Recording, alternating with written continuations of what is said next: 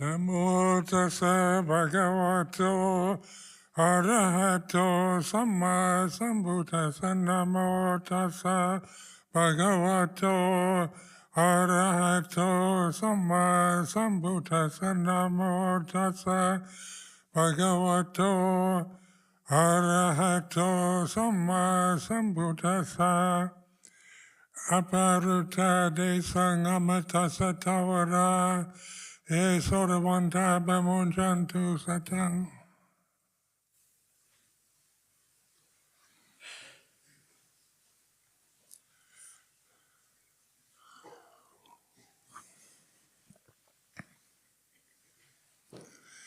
So this afternoon, the opportunity to reflect on the way it is,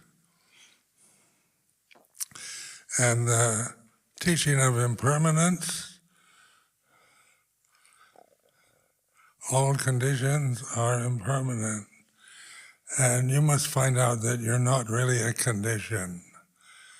And so you think of yourself as a condition, but you're not really. None of you are.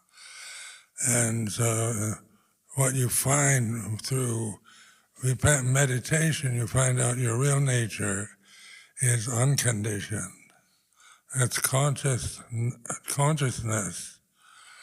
that is behind the noise, the sounds, the conditioned world that we are deluded by.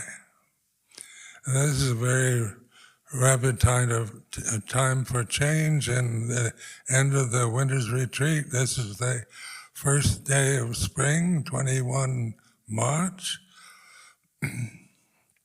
So it's the spring equinox.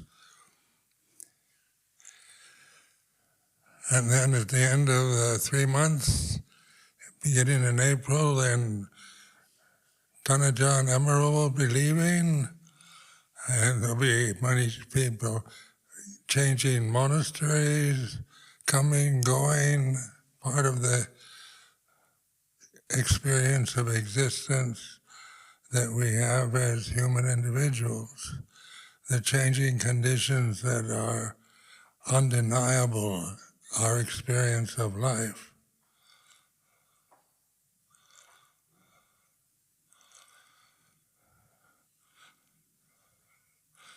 So then change is the way it is in this world of birth and death. Because you're born, then you change from birth to childhood and teenage and adulthood and old age. And that's just the natural process of conditioned phenomena, which we observe. So the Buddhist teachings is an invitation, an encouragement to be the observer of change rather than be caught in your emotional reactions to changes. Because sometimes things change for the better, sometimes they change for the worse. How much control do any of us have over whether it's for the better or for the worse? But the awareness of change is like this. It's learning to trust in awareness.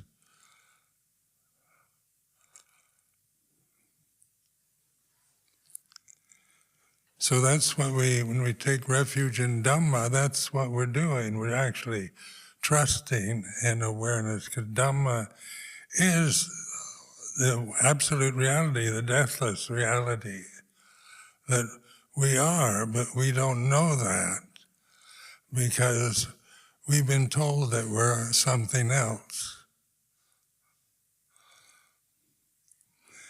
So when, I've contemplated many times how culturally being an American and then growing up with the American conditioning and living for so many years in Thailand, where the conditioning is very different, where you've got a Buddhist country, and I was brought up in the kind of white Anglo-Saxon Protestant type environment of West Coast America.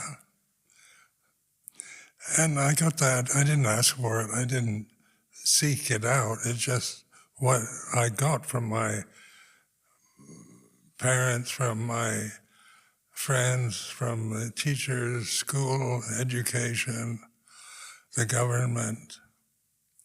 So this is where you contemplate what you get when you're still a very innocent child.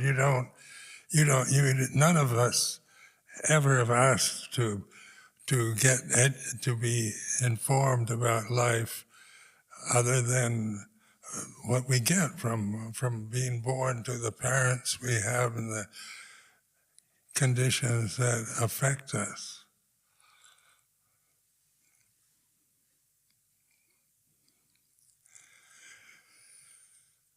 So I look back and I think my cultural condition was quite good.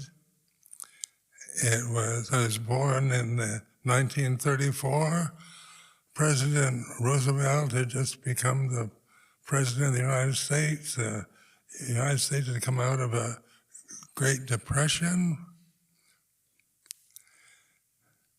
So all I've known is really prosperity from, even as an innocent child, I wasn't aware of the effects of the Depression. I do remember homeless men, tramps and that, coming by our house asking for food because they were starving. My mother was quite generous with that. But if my mother or father told me about this is a depression, I wouldn't understand what that is when I was 3 or 4 years old, because we always had food, a nice house, and life didn't seem to be unpleasant at all when I think of my early years as an innocent child. And living in Thailand for so many years, where you're living in a very different culture, Buddhist, really based on Buddhism, on Theravada Buddhism. So then my American conditioning was affected by that. I began to witness it, because somehow living in a forest monastery in northeast Thailand, living under very primitive conditions, with just alms food in your alms bowl and a meditation hut. And I'd been brought up in kind of middle class white America, where we just took so much for granted, and then suddenly you're in a very strict northeastern Thai forest, eating different food and learning another language. And that, of course, contrasted a lot with my own cultural conditioning and class identity. And I was the first foreigner in the Luang Por Sumedho monastery. So, I was taller than all the rest, very different looking, and I didn't know what was going on most of the time, didn't understand the culture. I could misunderstand or misinterpret reactions Thai people had to me, because I didn't understand where they're coming from. But in the experience, when Luang Por Sumedho's emphasis on anicca, on change, to be the witness to change, that's something we can all do, whatever culture, racial identity, sexual identity, or whatever we hold to, we can observe it. Not to criticize it. It's not about comparing American culture with Thai culture, or American culture with British culture. It's not about which is better or which is right or wrong and that. It's the witness. The Buddha is a non-judgmental witness. It's like this. Change is like this.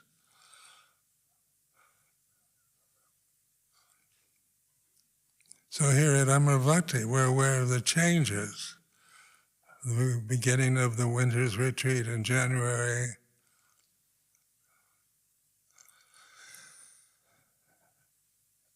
And even though we commit ourselves to the 3-month winter retreat period, many changes in it, like the weather now with the flowers and springtime. And England is a very nice country to contemplate change because the seasons are so well defined and special. So I've always enjoyed the obvious changing seasons, like the English winter. People complain about winters in England because it's cold and trees are barren. But when I came to live in the UK, I made a determination not to complain about anything, because I have a grumpy mind that tends to complain, and I could witness it. And I thought, do I really want to be, if I keep complaining and just doing that out of habit, when I become 90 years old, I'll be a really miserable old man. So, and at 90 now, I'm a very happy old man.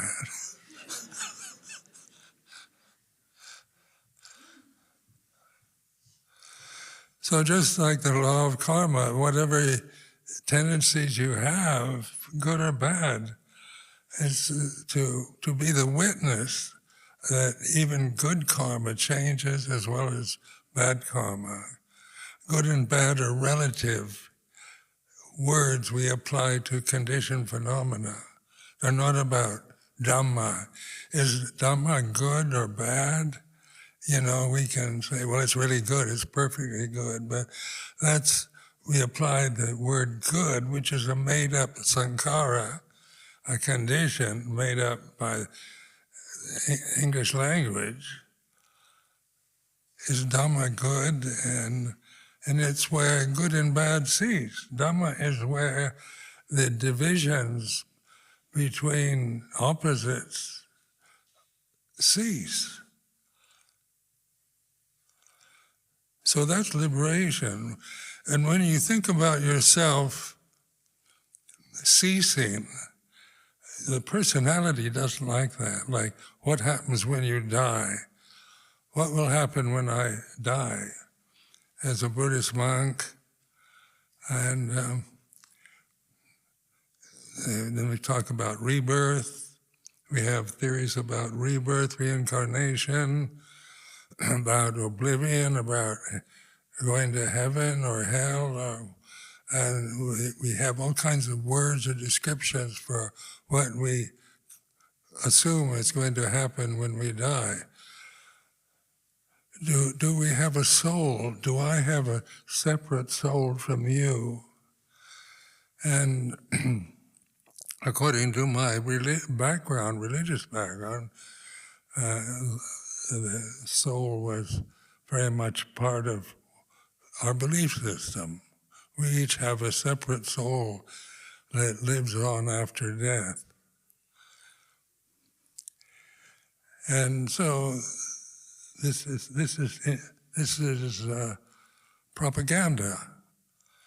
Can you find your soul? Do you know what your soul really is? Your own personal soul? And I spent a lot of time trying to find if there's some special soul I have that's different from everyone else's. Ajahn Sumedho soul, or I don't know, because I was I was originally given a name called Robert. Does Robert have an individual soul separate from his sister Virginia? Is Virginia's soul separate? And so these are the questions one asks. What happens when I die? Is there life after death? And the obvious thing, as a person, you can believe in various scenarios about it, about rebirth, or reincarnation, or oblivion, or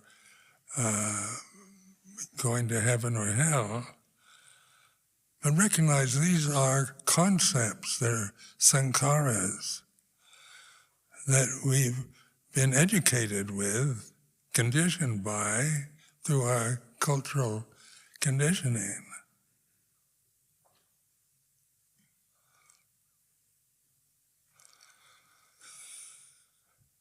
But I haven't a soul. And that could be shocking. You think, Ajahn Sumedho doesn't have a soul. He's a soulless person. And that sounds very dismal. So we talk about soul music, and how is that word soul really used in modern parlance? Because the meaning changes over time.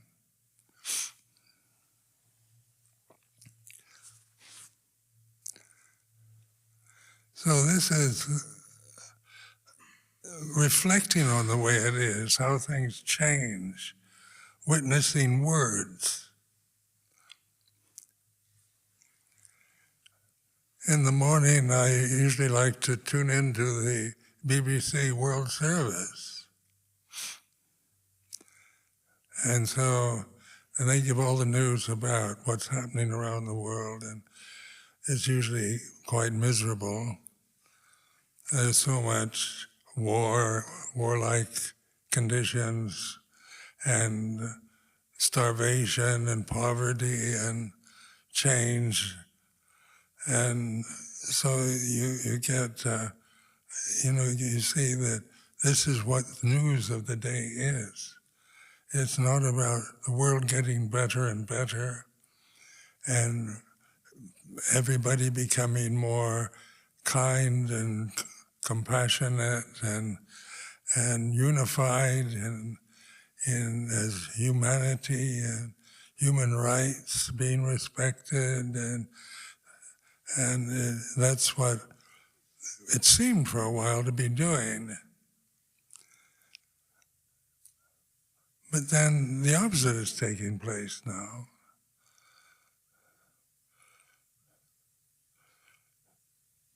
And that's changed, the way things change. They just can't progress continuously, getting better and better, because the nature of sankhara is you start from an egg and a sperm, get born into the world as a human form, a male or female form, and then you get conditioned, you grow up, grow old. But what I found doesn't grow up or grow old is conscious awareness. Conscious awareness, or Dhamma. So I use these words interchangeably, because when you realize Dhamma, ultimate reality, words don't apply to it anymore. You can't, is it good or bad, right or wrong, or is it oblivion? We want to hear does Ajahn Sumedho live in a world of continuous bliss? Because he's realized Dhamma is just the experience of continual unmitigated bliss that I live in. that's not what I'm experiencing. I'm experiencing aging body, dimming of my vision, bad hearing, clumsy walking.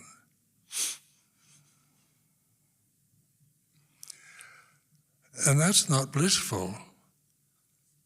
It's a nuisance to grow old. Physically. Because it's not going to get better. There's no kind of medical treatment or scientific invention that can stop the aging process. But awareness isn't old, isn't 90 years old, it's timeless. Apparent here and now, timeless, encouraging investigation, leaning inward to be experienced individually. We have to realize this for ourselves. And that's what I can offer these days, is that kind of encouragement.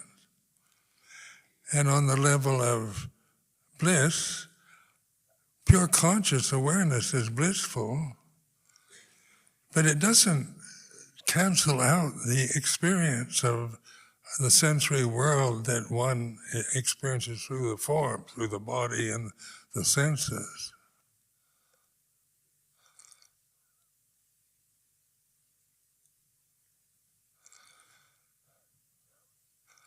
So even in the scriptures, the suttas, the Buddha grew old, got sick, and died.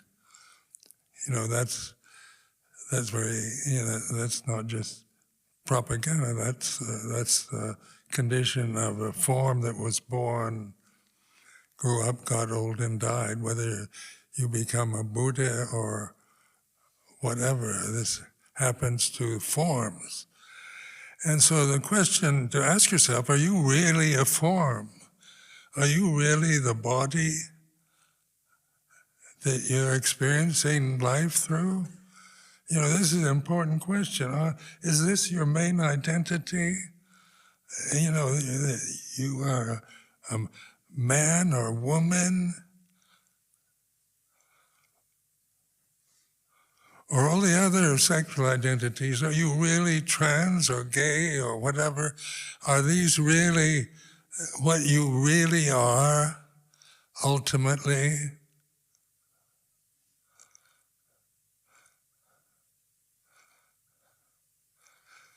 And when you investigate things, because all these are words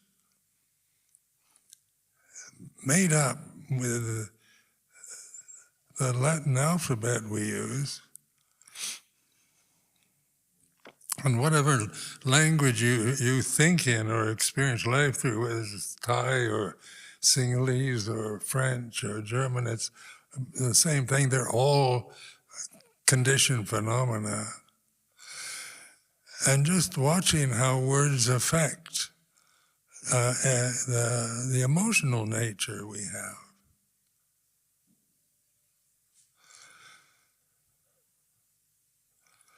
So what is the end of the winter's retreat? How does that affect you? Just that concept before it's actually ended.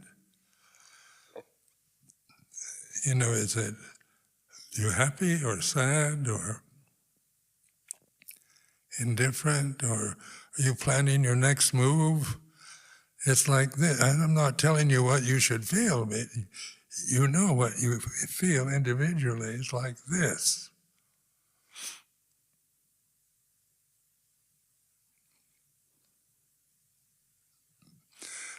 Tanajan Amaro going away for a year on a sabbatical. What is that? When I say that, how does that affect you emotionally? Just not to be critical of it. There's nothing I can tell you should feel, but it's being aware of the changes, and oftentimes things that we want to take life for granted, that it's always going to be when we have a relationship with somebody else, we want it to be permanent, a permanent love affair forevermore. Is the Hollywood propaganda.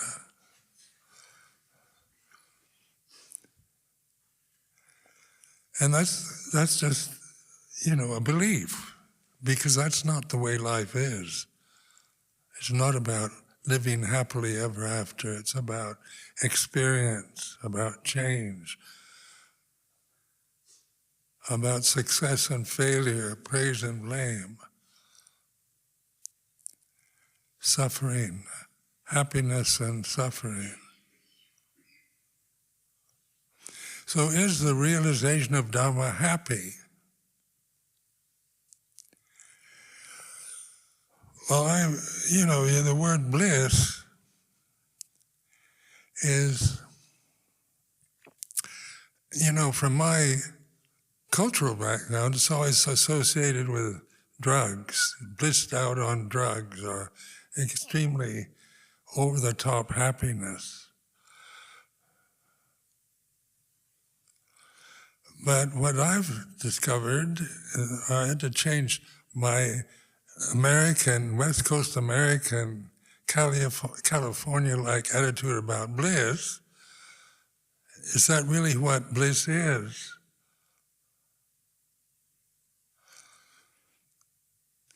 Like the word Ananda is translated as bliss.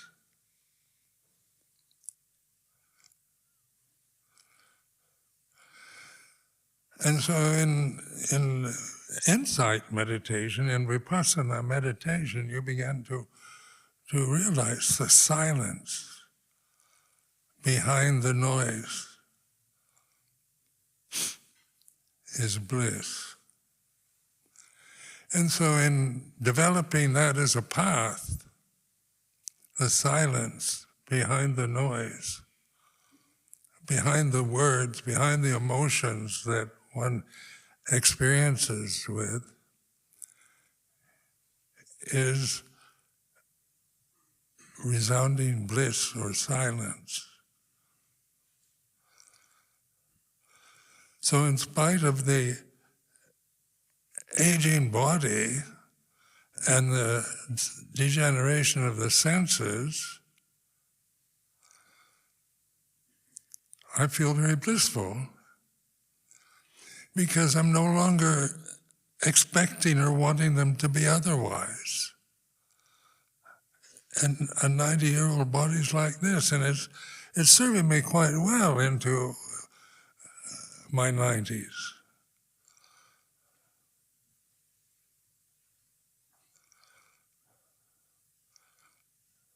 I'm still compos mentis. My health is pretty good for a 90-year-old. And so living here at Amaravati,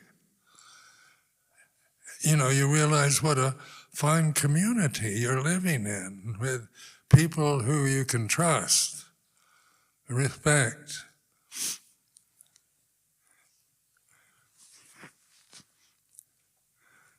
And I look back at the monastic, being a monk for 50, this year will be 58 years as a bhikkhu. Then you look back at my life and I think, this is a marvelous experience, being a bhikkhu, being accepted in Thailand, a foreigner. I didn't know what Thai Buddhism was going to be like, and I didn't have the slightest idea. I knew very little about Thailand when I went there to live. And I thought, I admired the Buddhist monks I saw in Bangkok, and I was curious, I was fascinated by Buddhism.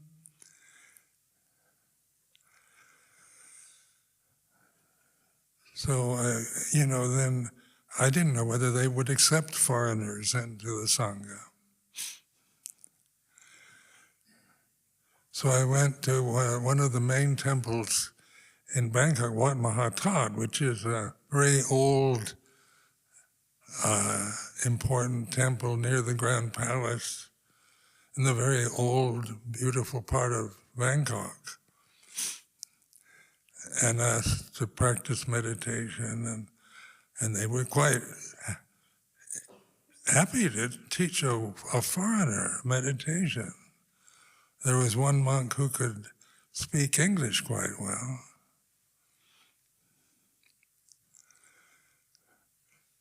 So then there was the possibility of ordaining.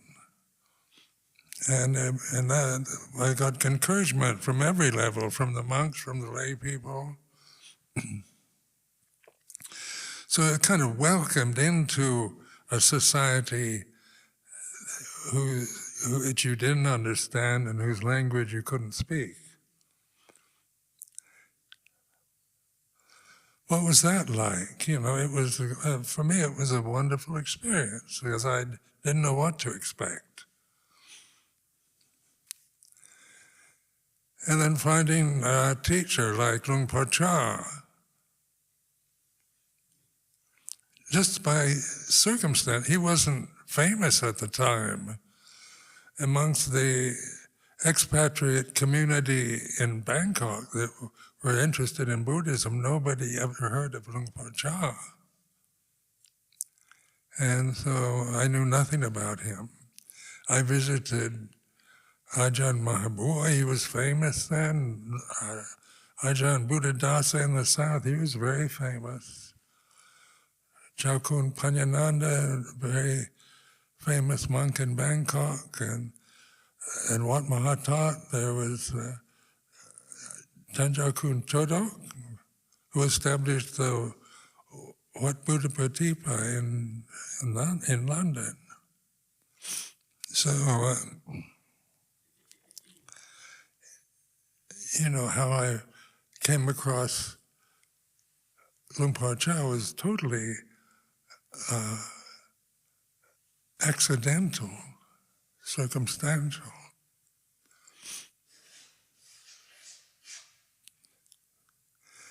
And yet he was an excellent teacher.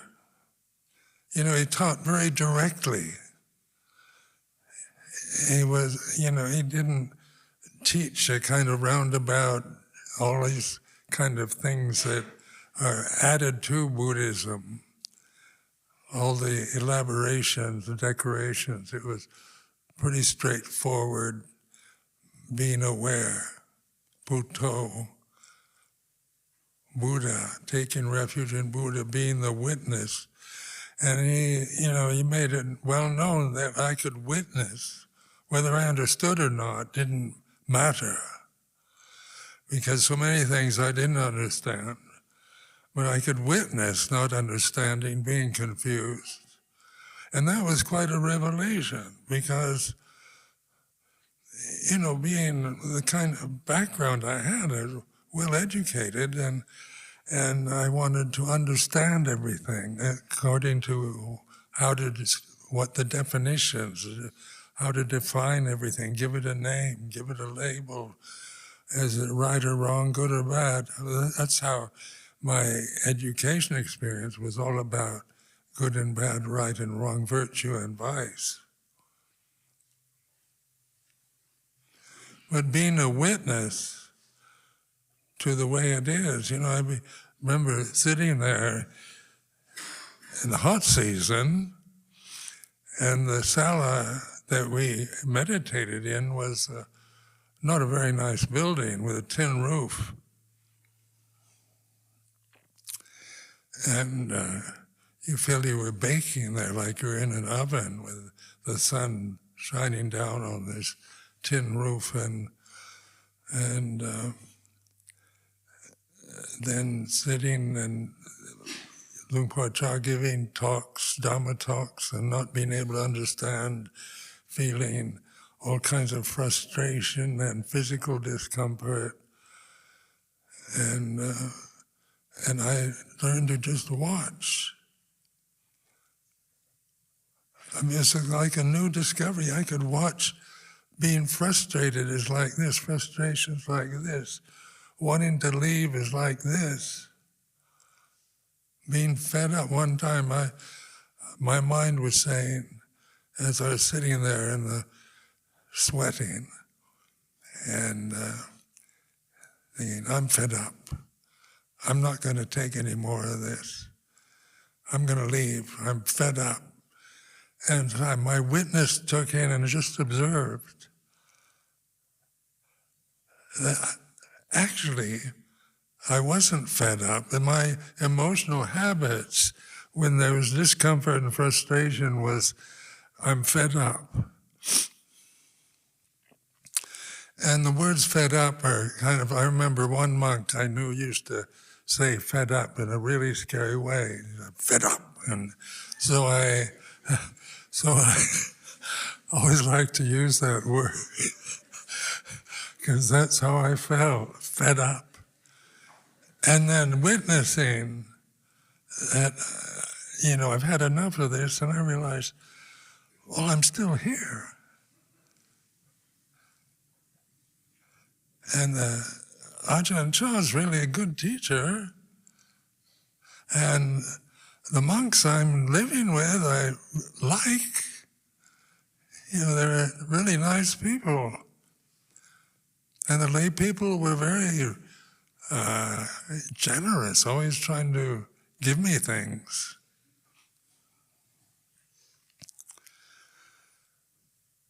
So even though in spite of a habit of being fed up, I no longer believed in that anymore. It was just how my personality could just lie to myself.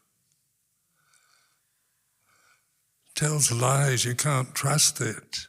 It's very conditioned, very untrustworthy, very changeable. So the personality is the first fetter that blocks you from seeing the path of liberation. Sakya Ditti in Pali.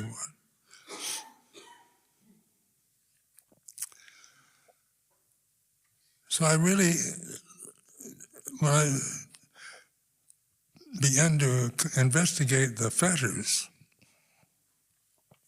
because I wanted to become an arahant.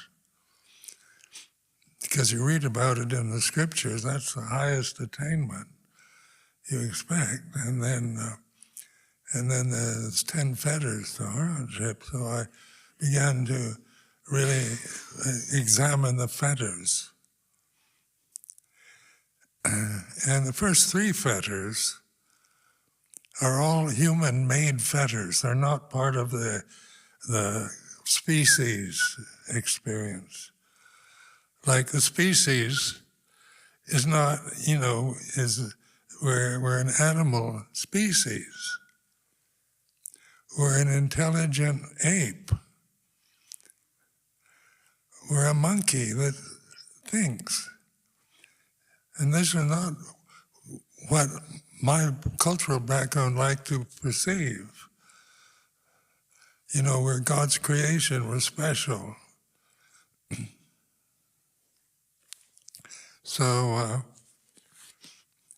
always thinking of yourself as superior to the animal kingdom.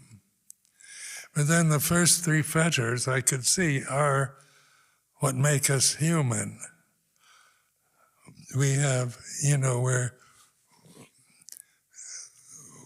we have egos. I'm separate from you.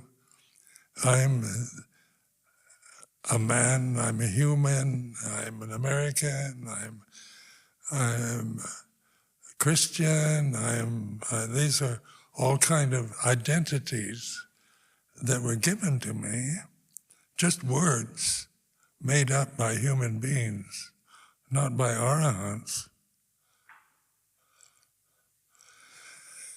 And then through investigating my ego, and this is why I really encourage this, learning to contemplate the space between words. Because, every language has a grammar sequence. So when you think, I am Sumedho, it's automatic. You think, I am Sumedho. Because that's the grammatical proper grammar for the English language. I am, and then Sumedho's the name given to me by my preceptor. So then I experimented in the Advaita teachings. They talk about I am a lot. Who am I? So then I experimented with I am, and I realized if I don't think Sumedho or any other word, it's a sense of being present, of being conscious. Because I am doesn't imply you're a man or woman or anything.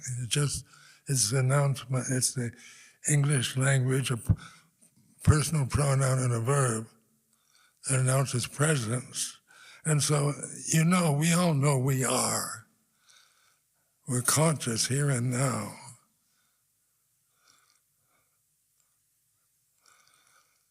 So, when I ask you, are you conscious now? And you all have to say yes. You don't have to ask me whether you're conscious, or Ajahn Pasano, or Ajahn Amro, or Ajahn Kemika, or anyone, your mother, father. You just know you're conscious. It's a fact. Consciousness is like this. But the delusion is an ego, a Sakyaditi ego. I am Sumedho.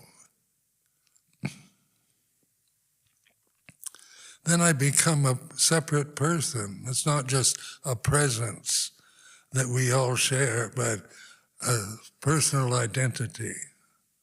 So Sumedho is a personal identity. I am is English grammar. But then noticing that, and English languages has very good kind of language to contemplate, because the personal pronoun I is just one letter, one straight letter. And so it's not like French or Thai or anything, it's just I, and then there's nothing. So I think to myself, I, and then the thinking mind thinks, so what? What do you do now? But then you begin to be aware of the silence after you've just thought, not even said, the personal pronoun I. There's silence. And you begin to notice that silence. And so I've developed a practice of silence.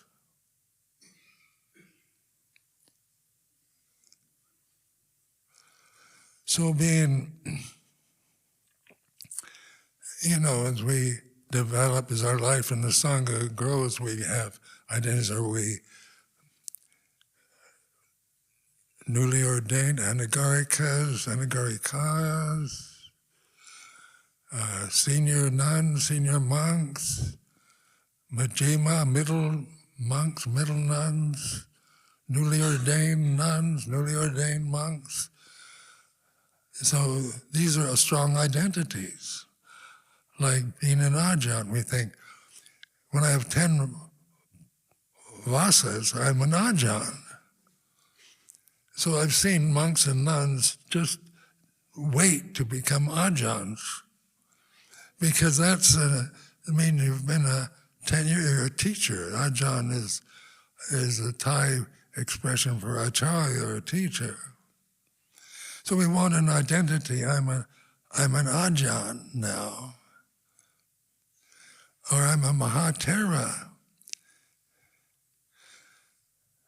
And we get titles like Jalkun. I'm a Jalkun. And these are all titles given, it's kind of, the ego likes. My ego likes being a Jiao-kun. It's kind of pleasant to think of the ego tendencies to be caught up in the whirl of my ego, and to be, given a title by the king of Thailand, Tanjiao-kun, is a great honor, and I watch that, the feeling of being special, because there are not many Western monks who are Jiao-kuns.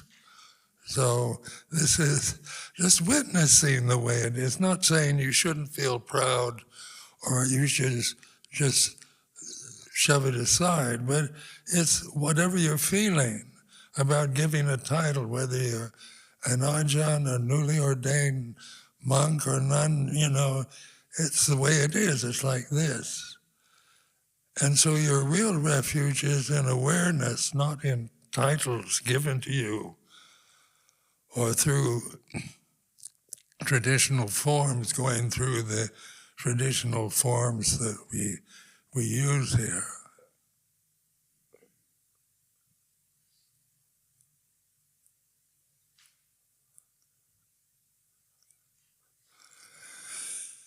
And then the bliss is silence of nobody.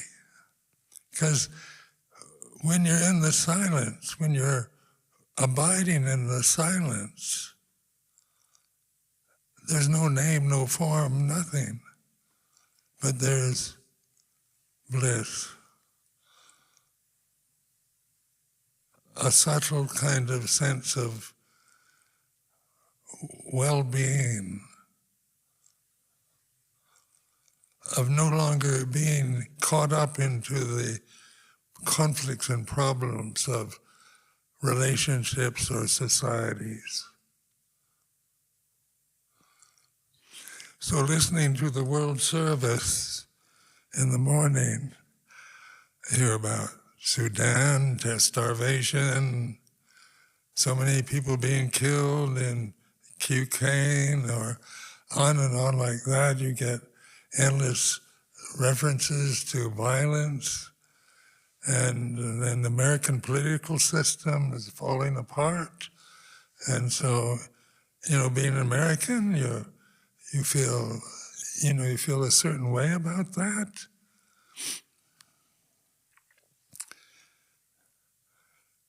But rather than being caught into the feelings that news arouses in me, my real abiding place is in the bliss of silence. And that's the deathless reality, the Amata Dhamma, or the Amaravati, the deathless realm.